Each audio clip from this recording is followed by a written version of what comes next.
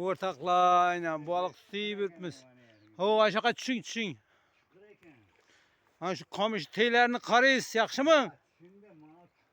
Çukurmaz, düşün karan şu kamış teyinde balık. Barın. Yakşı et karan, ho anı öyle barın araka, ho anı kamış teyini karan. Yakşı et. Ha, Semerkant'tan gel balık tutmun gites mi? Ho araka barın araklara. Hay? Ha. Var mı? Var. Mekkem uşak Mekkem ha. Ha yazdırman. Kevek. Vay acayip ku esel ku esel. Hazır gene. Mekkem uşak Mekkem. Vay esel. Rese balık çiçekteyken onu ne bakalım örtmüş. Ha gelin abi gelin. Atamam nerede o? Gelin. Vay bu. Zıngın ergisini yam. Ha. Yine karanlık yerini. Hazır. Oh. Yine bitti bana diyemezsin. Başlığı kötettim. Yakıyan barakan diyeyim. Ha. Maşında tabiat manzarasından demali birpmiz. Yine. Vay o.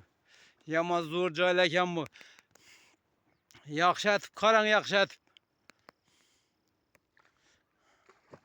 Vay bu yamaz zor joylarken bu. Kellettir kanalında yine mehmallamla balık kolla birpmiz. An şurada kevek boş gerek, kevek karan selandıraka yürün çete. An şu kırağa. Yaxşı atıb barın an şöyle. Ha, çoğunqırrak mı? An şurada boladı. Ara kırağa barın yine. Yaxşı atıb karan. Havada ters koş gitti. Vay. Kana balıkçı Hıdır iyi örtmez bize. Balıkçı özü şandayken bu. Var mı? Tuttum. Öpkin. Hazır. Vay vay. Vay vay. Esel ku esel. Çıkın be kayındı. Vay vay. Bizlere boladı bir güne. Tutan ayına borgaken. Ha kelin. Mana.